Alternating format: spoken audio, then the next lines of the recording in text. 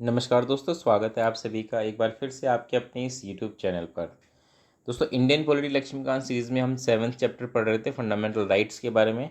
और इससे पहले हमने बहुत सारी चीज़ें डिस्कस कर ली हैं और आज की वीडियो में हम स्टार्ट कर रहे हैं आर्टिकल 14 से। आर्टिकल 14 क्या कहता है? ये बेसिकली बात करता है इक्वेलिटी की, equality before law and equal protection of law. ठीक है, तो हम डिटेल में इसको डिस्कस करेंगे कि ये दोनों क्या होते हैं, उनमें बेसिक डिफरेंस क्या होता है और इंडियन कॉन्टेक्स्ट में कि कैसे ये एप्लीकेबल होती हैं। वीडियो को आप पूरा देखिएगा। चलिए हम शुरुआत करते हैं। सबसे पहले एक रिकैप ले लेते हैं कि अब तक हम क्या पढ़ चुके हैं फंडामेंटल्स वाले चैप्टर में, फंडामेंटल राइट्स वाले चैप्टर में। तो अभी तक हम फीचर्स डिस्कस कर चुके हैं फंडामेंटल राइट्स के, कौन कौन से बेसिक फीचर्स होते हैं। और हमने एक ओवरव्यू लिया था कि जो भी फंडामेंटल राइट्स हैं हमारे, जैसे right to equality, right to freedom, right to religion, ये सारी चीज़ें हमने एक रिकैप लिया था। इनका एक मतलब शॉर्ट में हमने इनको डिस्कस किया था। इसके अलावा हमने आर्टिकल 12 डिस्कस कर लिया था। हमने जाना था कि स्टेट की डेफिनेशन क्या है अंडर आर्टिकल 12, जो कि मेनली फंडामेंटल राइट्स के रेफरेंस में है। फिर हमने आर्टिकल 13 को डिस्कस किया था, जो बात करता है law inconsistent with fundamental rights, है ना। और हमने साथ में ये भी जाना था कि कैसे कोर्ट ने जो बेसिक स्ट्रक्चर डॉक्ट्राइन की बात की थी, जुडिशियल रिव्यू की जो कोर्ट की पावर थी आर्टिकल 13 को लेकर, वो क्या थी। ठीक है, फिर हमने कुछ बेसिक चीज़ें पढ़ी थी फंडामेंटल राइट्स ऑफ फॉरेनर्स, कि फॉरेनर्स को कौन कौन से फंडामेंटल राइट्स दिए गए हैं और कौन कौन से राइट्स उनको डिनाई किए गए। ये सारी चीज़ें हम अब तक पढ़ चुके हैं। और आज हम स्टार्ट कर रहे हैं सबसे पहले राइट टू इक्वलिटी, जो कि मेनली आर्टिकल 14 से लेकर आर्टिकल 18 तक है। लेकिन इस राइट टू इक्वलिटी में भी हम सिर्फ आर्टिकल 14 को आज की वीडियो में डिटेल में डिस्कस करेंगे। तो चलिए वीडियो की शुरुआत करते हैं। सबसे पहले बात कर लेते हैं कि आर्टिकल 14 टाइटल क्या है इसका। आर्टिकल 14 का जो मेन टाइटल हुआ है equality before law and equal protection of law. अब जब आप इसको पढ़ेंगे तो यहाँ पे दो वर्ड आ रहे हैं, equality before law and equal protection of law, और ये एक दूसरे से काफ़ी डिफरेंट है। ठीक है, कैसे? सबसे पहले तो आर्टिकल 14 को पढ़ लेते हैं कि आर्टिकल 14 एक्चुअल में कहता क्या है। आर्टिकल 14 ये कहता है कि state shall not deny to any person equality before law or the equal protection of law within the territory of India. अब स्टेट का मतलब हम ऑलरेडी डिस्कस कर चुके हैं इससे पहली वाली वीडियो में कि स्टेट का मतलब यहाँ पे क्या है। जो भी यूनियन गवर्नमेंट है, स्टेट गवर्नमेंट है, लोकल अथॉरिटीज़ हैं, या इसके अलावा स्टैट्यूटरी नॉन स्टैट्यूटरी जो भी बॉडीज़ हैं, वो ये सारे किस में आते हैं? स्टेट में आते हैं। तो स्टेट जो है वो किसी भी पर्सन को इक्वेलिटी बिफोर लॉ या equal protection of law deny नहीं करेगा with in the territory of India. ये हमारा कौन कहता है? आर्टिकल 14 कहता है। अब देखिए यहाँ पे जो पर्सन वर्ड है, इस पर्सन का मतलब लीगल पर्सन है। ठीक है, ये आपको ध्यान में रखना है। अब हम आते हैं हमारे मेन कंसेप्ट पे, जो हम बात करें ना, concept of equality before law. तो इसको एक हम थोड़ा सा अच्छे से डिटेल में पढ़ लेते हैं, equality before law and equal protection of law. तो देखिए, इक्वेलिटी बिफोर लॉ की अगर आप बात करेंगे ना, तो एक ब्रिटिश कंसेप्ट है, ब्रिटिश ओरिजिन है। ठीक है, वही हम बात करें इक्वल प्रोटेक्शन ऑफ लॉ, तो ये एक अमेरिकन कॉन्सेप्ट है, अमेरिकन कॉन्स्टिट्यूशन से लिया गया है। जो इक्वेलिटी बिफोर लॉ है ना, इसके अंदर मेनली 3 कंसेप्ट आते हैं, ये हमें ध्यान में रखना है। और इक्वेलिटी बिफोर लॉ को जनरली एक नेगेटिव कंसेप्ट भी कहा जाता है। वहीं दूसरी तरफ इक्वल प्रोटेक्शन ऑफ लॉ को पॉजिटिव कंसेप्ट कहा जाता है। इक्वेलिटी बिफोर लॉ की हम बात करें तो इसमें मेनली 3 कंसेप्ट आ जाते हैं। इसमें बात होती है कि इक्वलिटी बिफोर लॉ का मतलब ये है कि the absence of any special privilege in favour of any person, यानी कि किसी भी पर्सन के लिए किसी तरह का कोई स्पेशल प्रिविलेज या स्पेशल फेवर नहीं होगा। ठीक है ना, जैसे कि आपको पता होगा इससे पहले जब भारत गुलाम था, उस वक्त जब अंग्रेज़ों का शासन था, तो उस वक्त रजवाड़े हुआ करते थे, उनको कुछ खास टाइटल मिले हुए थे, महाराजा, नवाब, है ना, इस तरह के टाइटल्स मिले हुए थे। तो ये तो हो गए उनके मेन स्पेशल प्रिविलेजेस भी थे कुछ इसके अलावा। ठीक है, तो आर्टिकल जो 14 है उसमें जो इक्वलिटी बिफोर लॉ है, उसमें सबसे पहली बात तो ये क्या रखी कि absence of any special privilege in favour of any person. Second चीज़ क्या है? सेकेंड चीज़ है the equal subjection of all person to the ordinary law of the land administered by the ordinary law court. यानी कि किसी देश के अंदर जो भी ऑर्डिनरीज लॉज होंगे, ठीक है, ये जो बेसिक जो हम कहते हैं ना, law of the land, fundamental laws जो भी होंगे, वो सबके लिए इक्वल होंगे, सभी पर्सन के लिए इक्वल होंगे। ऐसा नहीं कि भाई कोई अमीर है या कोई गरीब है तो उसके आधार पर उनमें डिफरेंस होगा, ऐसा कुछ नहीं है। ठीक है, ये सबके लिए जो है वो इक्वल होंगे, equal subjection to all person. And the third is no person whether rich और पुअर, हाई और लो, ऑफिशियल और non official, is above the law. यानी कि कोई भी व्यक्ति, चाहे वो अमीर हो चाहे गरीब हो, चाहे नॉन ऑफिशियल हो चाहे ऑफिशियल हो, वो लॉ से ऊपर नहीं है। ठीक है ना। आई होप आप समझ रहे होंगे। इसका मतलब ये है कि भाई कोई भी लॉ से ऊपर नहीं है, सब को लॉ जो है वो मानना पड़ेगा। अब ऐसा नहीं कि कल को आप एक आईएएस ऑफिसर बन जाते हैं तो आप जो है वो लॉ से ऊपर हो जाएंगे, नहीं, आप भी अबाइड बाय लॉ है, आपको लॉ मानना पड़ेगा। ठीक है। तो आप कह सकते हैं कि चाहे वो अमीर हो चाहे वो गरीब हो, कैसा भी हो, कोई भी कानून से ऊपर नहीं है। ठीक है, सबके लिए कानून बराबर है। तो ये तो कंसेप्ट हो गया इक्वेलिटी बिफोर लॉ का, यानी कि कानून के सामने सब बराबर है। अब ये क्या है, एक नेगेटिव कंसेप्ट है, जैसा कि मैंने अभी आपको बताया। नेगेटिव कंसेप्ट इसलिए है क्योंकि ये एक तरीके से बात करता है कि क्या चीज़ नहीं होनी चाहिए, क्या नहीं होनी चाहिए, स्पेशल प्रिविलेजेस नहीं होनी चाहिए, है ना, किसी कोई भी व्यक्ति कानून से ऊपर नहीं होना चाहिए। तो इस तरीके से एक नेगेटिव कंसेप्ट बन जाता है। वहीं हम बात करें पॉजिटिव कंसेप्ट, तो पॉजिटिव कंसेप्ट कहता है कि क्या होना चाहिए। जैसे कि ये कहता है कि अगर हम बात करें इक्वल प्रोटेक्शन ऑफ लॉ की, तो इसमें बात होती है कि equality of treatment under equal circumstances. अब देखिए, जो इक्वल प्रोटेक्शन ऑफ लॉ है ना, वो ये नहीं कहता कि भाई सबके लिए सारी चीज़ें एक जैसी होनी चाहिए, है ना। जैसे कि हमने इससे पहले देखा कि ये कहता है कि भाई जो भी लॉज हैं वो सबके लिए एक जैसे होने चाहिए। हमने देखा ना, the equal subjection of all person to the ordinaries laws, जो लॉज हैं वो सबके लिए एक जैसे होने चाहिए। लेकिन जो इक्वल प्रोटेक्शन ऑफ लॉ है उसमें ये बात नहीं है। इक्वल प्रोटेक्शन ऑफ लॉ में आप देखेंगे इसमें क्या रखा है, the equality of treatment under equal circumstances. यानी कि अगर किसी के सर्कमस्टांसेस, सिचुएशंस एक जैसी हैं तो उन पर एक जैसा लॉ एप्लीकेबल होना चाहिए। ठीक है ना। Both in the privileges conferred and liabilities imposed by the law. ठीक है। तो कोई भी चाहे प्रिविलेजेस हों या कोई भी लायबिलिटीज़ इम्पोज की जा रही लॉ के द्वारा, तो वो ध्यान में रख के की जाएगी कि भाई सर्कमस्टांसेस, सिचुएशन जिसकी एक जैसी होगी उस पर एक जैसा लॉ एप्लीकेबल होगा। ये बात करता है इक्वल प्रोटेक्शन ऑफ लॉ की। इसको एक एग्जाम्पल से समझने की कोशिश करते हैं। जैसे कि मान लीजिए हम बात करते हैं टैक्सेस की। जैसे कि हम सभी मोस्टली लोग जो है इनकम टैक्स पे करते हैं इंडिया में। अगर आप देखेंगे कि इनकम टैक्स उसका स्लैब देखेंगे तो इसमें क्या होता है, जो जितना हायर इनकम ग्रुप होता है उस पर ज़्यादा टैक्स लगता है। फॉर एग्जांपल जो हाईएस्ट टैक्स स्लैब है 30% है, जो कि जो सबसे हाईएस्ट इनकम ग्रुप होता है उन पे लगता है। इसके अलावा उससे कम होता है जो जिनकी इनकम थोड़ी मिडिल रेंज में आ जाती है उन पे उससे कम लगता है, शायद 20% है। और जो उससे कम होता है 5 लाख से 10 लाख के बीच में, आई थिंक उन पे लगभग 15% है। और शायद जो 5 लाख या 2.5 लाख से कम आते हैं उन पर कोई टैक्स नहीं। कुछ इस तरीके का एक टैक्स स्लैब बना रखा है। तो अब आप देखेंगे तो यहाँ पे इक्वेलिटी तो है नहीं। मान लीजिए कोई 1 करोड़ पे कमा रहा है और वहीं कोई 10 लाख रुपए कमा रहा है, तो 10 लाख वाले पे तो बेचारे पे उसको ज़्यादा टैक्स देना नहीं है, 5% 10% देना है। जो 1 करोड़ कमा रहा है उसको 30% टैक्स देना है। तो अब इस बेस पे क्या हम बात करें इक्वलिटी बिफोर लॉ की, जिसमें कि बात कर रखी कि सबके लिए एक जैसा लॉ होना चाहिए, तो क्या जो व्यक्ति सबसे अमीर है 1 करोड़ जो कमा रहा है वो क्या कोर्ट नहीं जा सकता ये कहकर कि भाई लॉ तो सबके लिए इक्वल होना चाहिए, लॉ के सामने तो सब इक्वल हैं, फिर हमारे साथ डिस्क्रिमिनेशन क्यों हो रहा है। तो ऐसा वो नहीं कर सकते क्योंकि हमारा जो ये है इक्वल प्रोटेक्शन ऑफ लॉ, वो ये कहता है कि नहीं, सर्कमस्टांसेस जिसके सेम हैं, एक जैसे हैं, सिचुएशन जिसकी एक जैसी है, उस पर एक जैसा लॉ एप्लीकेबल होगा। अगर जितने भी लोग जो कि हायर इनकम ग्रुप पे हैं उन पर एक जैसा लॉ एप्लीकेबल होगा, लोअर इनकम ग्रुप वालों पर उनके जैसा जो लॉ होगा वो एक जैसा एप्लीकेबल होगा। ये बात करता है equal protection of law. Next है B, the similar application of the same laws to all person who are similarly situated. मतलब ऐसे सभी लोग जो एक जैसे हैं, जिनकी सिचुएशन एक जैसी है, उन पर एक जैसा लॉ एप्लीकेबल होगा। ये भी लगभग लगभग वही बात है। अब इसको भी हम एक दूसरे एग्जाम्पल से समझने की कोशिश करते हैं कि मान लीजिए एक परिवार में एक है बच्चा 10 साल का और एक है बच्चा 20 साल का।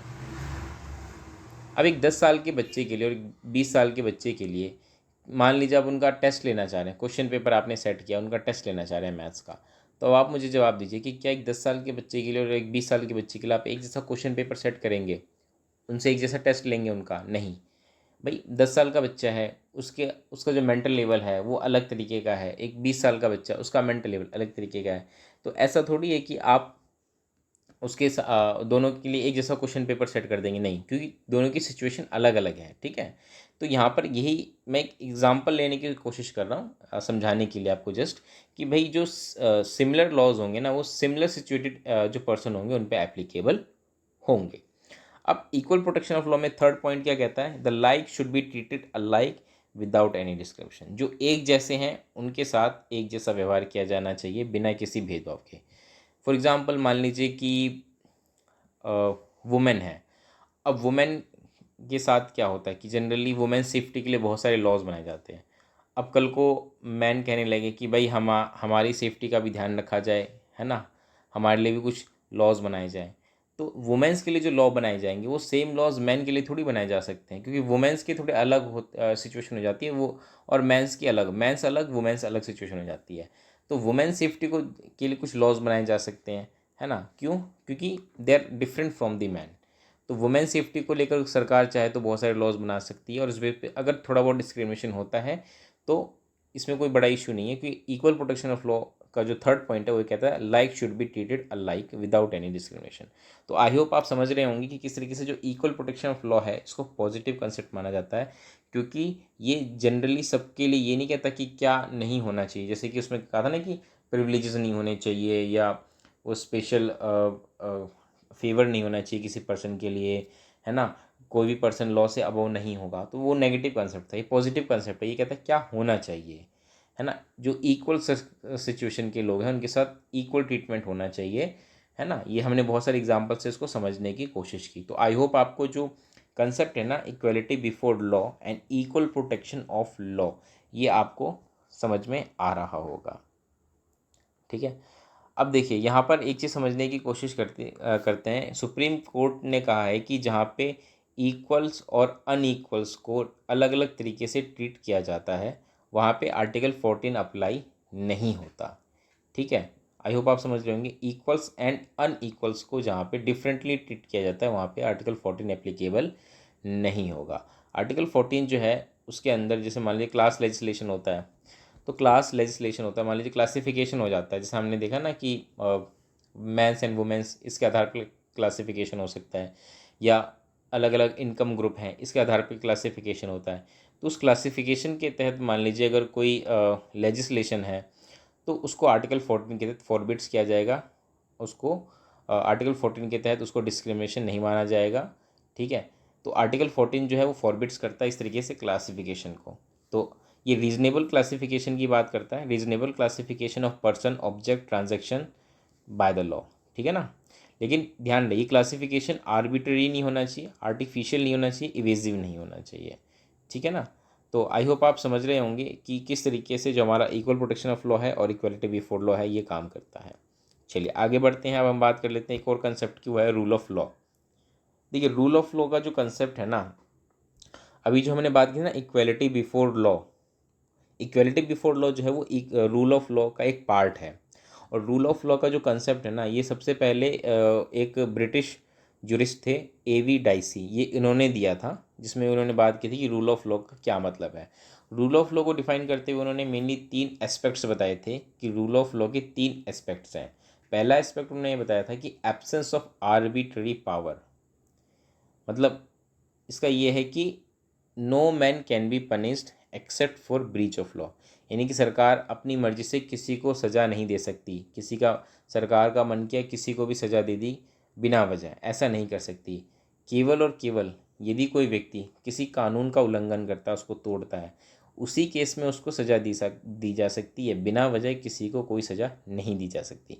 तो ये एक तरीके से ये जो आर्बिट्ररी पावर्स होती है ना सरकार की, उस पर एक तरीके से ये क्या रिस्ट्रिक्शंस लगाता है। सेकंड इसका जो एस्पेक्ट है वो कहता है कि इक्वलिटी बिफोर द लॉ, जो कि अभी हमने जस्ट डिस्कस किया, equality before the law that is equal subjection to all person, सभी व्यक्ति इक्वल हैं, रिच हो, पुअर हो, हाई हो, लो इनकम ग्रुप हो, ऑफिशियल हो, नॉन ऑफिशियल हो, इससे कोई फ़र्क नहीं पड़ता।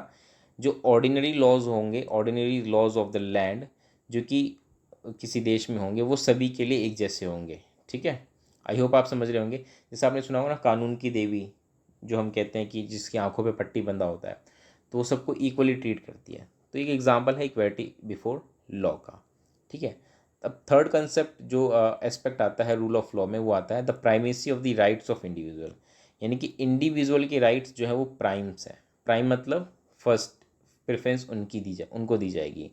कॉन्स्टिट्यूशन जो है वो क्या है, वो एक तरीके से आप कह सकते हैं the constitution is the result of the rights of individual and enforced by the court of law rather than the constitution being the source of individual right।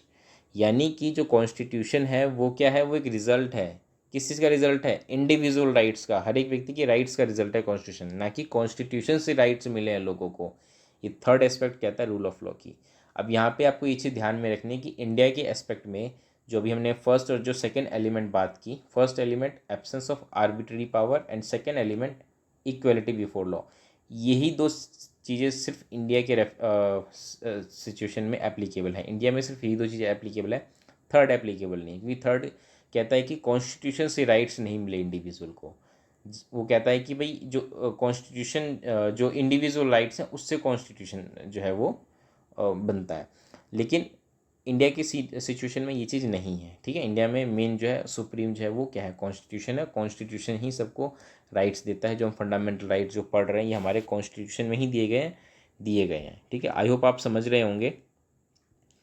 अब एक चीज़ और ध्यान में रखना है कि सुप्रीम कोर्ट ने ये बात मानी है कि जो रूल ऑफ लॉ है ना, जो आर्टिकल 14 में जो रूल ऑफ लॉ है, ये एक बेसिक फीचर है हमारे कॉन्स्टिट्यूशन का। जो हमने देखा था ना, बेसिक स्ट्रक्चर जो डॉक्ट्राइन है, तो आर्टिकल 14 जो है जिसमें रूल ऑफ लॉ की बात की गई है, that is also basic feature of the constitution. और इसलिए इसको अमेंडमेंट करके पार्लियामेंट द्वारा डिस्ट्रॉय नहीं किया जा सकता, इसको रिपील, इसको वॉइड नहीं किया जा सकता। आई होप आप समझ रहे होंगे। चलिए अब हम आर्टिकल 14 इसका एक लास्ट पार्ट और देख लेते हैं, जिसमें हम बात करते हैं एक्सेप्शंस कि आर्टिकल 14 कहाँ कहाँ एप्लीकेबल नहीं होता। ठीक है, जैसा कि हमने पढ़ा भी था कि फंडामेंटल राइट्स जो होते हैं वो क्या होते हैं, वो एब्सोल्यूट तो होते नहीं है, उन पे कुछ रीजनेबल रिस्ट्रिक्शंस लगती हैं।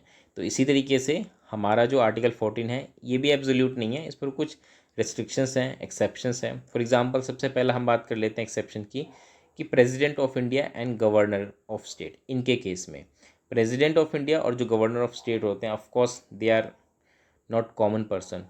प्रेसिडेंट ऑफ इंडिया जो हैं वो फर्स्ट सिटीज़न ऑफ इंडिया कहलाते हैं, वहीं जो गवर्नर ऑफ स्टेट होते हैं वो प्रेसिडेंट द्वारा अपॉइंट किए जाते हैं। और जो हम बात करते हैं ना फेडरलिज्म, तो उसका एक पार्ट होते हैं। तो इन दोनों को कुछ स्पेशल पावर्स, कुछ इम्यूनिटीज़ मिली हुई हैं अंडर आर्टिकल 361। अब कोई ये नहीं कह सकता आर्टिकल 14 के आधार पे कि भाई इक्वलिटी बिफोर लॉ है या इक्वल प्रोटेक्शन ऑफ लॉ है, तो प्रेसिडेंट और स्टेट गवर्नर उनको भी इक्वली ट्रीट करना चाहिए कॉमन पर्सन की तरह। ऐसा नहीं किया जा सकता, तो इसलिए हम उनके साथ एक ऐसा इक्वल ट्रीटमेंट नहीं कर सकते। उनको हमें कुछ स्पेशल प्रिविलेज इम्यूनिटीज़ देनी पड़ेंगी, जिससे कि वो अपने फंक्शंस जो हैं वो अच्छे से एक्सरसाइज कर पाए। तो कौन कौन से ऐसी इम्यूनिटीज़ है, जैसे कि अगर हम बात करें प्रेसिडेंट या जो गवर्नर्स होते हैं वो आंसरेबल नहीं होते किसी भी कोर्ट को। जो भी उन्होंने उनकी ड्यूटीज़ होती हैं, जो भी उनके परफॉर्मेंस होते हैं, उसके लिए वो आंसरेबल नहीं होते हैं कोर्ट को। ठीक है, सेकंड चीज़, no criminal proceedings can be instituted और कंटिन्यूड अगेंस्ट द प्रेसिडेंट और the governor in any court during his term. मतलब जब तक वो ऑफिस पे हैं, जब तक उनका कार्यकाल चल रहा है, तब तक उनके खिलाफ कोई भी क्रिमिनल प्रोसीडिंग्स नहीं की जा सकती। ठीक है, इसके अलावा उनको अरेस्ट करना हो गया या इम्प्रिजनमेंट हो गया, वो प्रोसेस भी नहीं किया जा सकता। ठीक है, जब तक वो मतलब उनका कार्यकाल चल रहा है। उनके कार्यकाल के दौरान उनको अरेस्ट करना, उनको इम्प्रिजन करना, ये सारी चीज़ें उनको नहीं की जा सकती। इससे उनको इम्यूनिटी मिली हुई है। कोई भी सिविल प्रोसीडिंग्स हो गई प्रेसिडेंट या गवर्नर के खिलाफ, वो नहीं की जा सकती जब तक वो अपने कार्यकाल में हैं। ठीक है, तो ये कुछ स्पेशल इम्यूनिटीज़ उनको दी गई हैं अंडर आर्टिकल 361। ठीक है, तो आप इसको आर्टिकल 14 का वायलेशन नहीं कह सकते।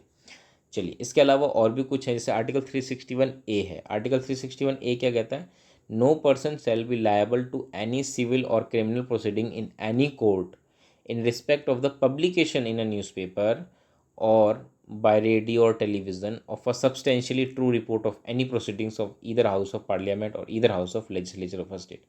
यानी पार्लियामेंट की कोई रिपोर्ट हो गई जो कि ट्रू है, सही है, उसको कोई पब्लिश कर रहा है, तो इसके खिलाफ कोई भी सिविल या क्रिमिनल प्रोसीडिंग्स नहीं की जा सकती, आर्टिकल 361A के तहत कहा गया है।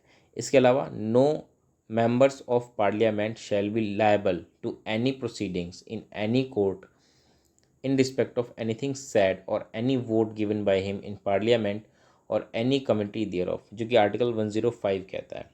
नेक्स्ट है आर्टिकल 194। आर्टिकल 194 कहता है कि भाई no member of the legislature of a state shall be liable to any proceedings in any court in respect of anything said or anything given vote given by him in the legislature or any committee thereof। तो पहला article 105 parliament से related हो गया, article 194 ये state legislature से related हो गया। अब इसी तरीके से एक है आर्टिकल 31C है। आर्टिकल 31C हम डिटेल में डिस्कस करेंगे जब हम आगे जब हम कुछ एक्सेप्शंस भी पढ़ रहेंगे फंडामेंटल राइट्स के, तब हम डिटेल में डिस्कस करेंगे आर्टिकल 31C को। आर्टिकल 31C जो है वो एक्सेप्शंस है आर्टिकल 14 का। क्यों? क्योंकि ये कहता है कि भाई ऐसे कोई भी लॉज जो कि किसी डायरेक्टिव प्रिंसिपल्स को इम्प्लीमेंट करने के लिए स्टेट द्वारा बनाए गए हैं और वो जो डायरेक्टिव प्रिंसिपल हैं वो मेनली क्लॉज बी और क्लॉज सी आर्टिकल 39 का है उसमें के अंतर्गत आते हैं, तो ऐसे जो लॉज होंगे ना उनको आप ये नहीं कह सकते कि आर्टिकल 14 के आधार पे वॉयलेटिव हैं। ठीक है, आई होप आप समझ रहे होंगे कि ऐसे लॉज जो कि मान लीजिए किसी की फंडामेंटल राइट्स का वॉयलेशन कर रहे हैं, बट वो लॉज एक डायरेक्टिव प्रिंसिपल्स जो कि आर्टिकल 39B या 39C के तहत बनाया गया है उसको आप चैलेंज नहीं कर सकते इस आधार पे कि भाई आर्टिकल 14 का वॉयलेशन है। ठीक है, सुप्रीम कोर्ट खुद इस बात को कहता है, एक फेमस लाइन है कि where article 31C comes, where article 31C comes in article 14 goes out. जहाँ भी आर्टिकल 31C की बात आती है ना तो आप समझ लो आर्टिकल 14 वहाँ प्रेजेंट ही नहीं है। ठीक है, आई होप आप समझ रहे होंगे। इसके अलावा कुछ फॉरेनर्स हैं, फॉरेन सोवरेन रूलर्स हो गए, एम्बेसडर्स हो गए, डिप्लोमेट्स हो गए, इनको भी कुछ इम्यूनिटी मिली है क्रिमिनल एंड सिविल प्रोसीडिंग्स से। इसके अलावा जो UNO है या इनकी जो एजेंसीज़ हैं उनके जो डिप्लोमेट्स होते हैं उनको भी कुछ इम्यूनिटीज़ मिली है। ठीक है, तो आर्टिकल 14 जो है इस तरीके से इसमें कुछ एक्सेप्शंस हमें देखने को मिलते हैं। तो आई होप दोस्तों आपको आज जो चीज़ हमने डिस्कस की, पहला इक्वलिटी बिफोर लॉ और इक्वल प्रोटेक्शन ऑफ लॉ, ये समझ में आ गया होगा। दोनों का जो बेसिक डिफरेंस है वो आप समझ गए होंगे, कंफ्यूज होने की ज़रूरत नहीं है इन दोनों के बीच में। ठीक है, फिर हमने बात की थी रूल ऑफ लॉ की, क्या होता है ये, इसके 3 जो एस्पेक्ट्स थे वो हमने डिटेल में डिस्कस कर लिए थे, और लास्ट में हमने क्या पढ़ा, एक्सेप्शंस टू इक्वालिटी। तो इसी के साथ आर्टिकल 14 जो है वो हमारा कंप्लीट हो गया है, और इससे नेक्स्ट वीडियो में हम डिटेल में डिस्कस करेंगे आर्टिकल 15 को, जो कि मेनली किससे बात करता है, prohibition of discrimination on the certain grounds. ठीक है, तो ये सारी चीज़ें हम डिटेल में डिस्कस करेंगे नेक्स्ट वीडियो में। तो इस वीडियो में दोस्तों इतना ही रहेगा। आई होप वीडियो आप इन्जॉय कर रहे होंगे। मिलेंगे दोस्तों अगली वीडियो में। इस वीडियो में इतना ही। नमस्कार।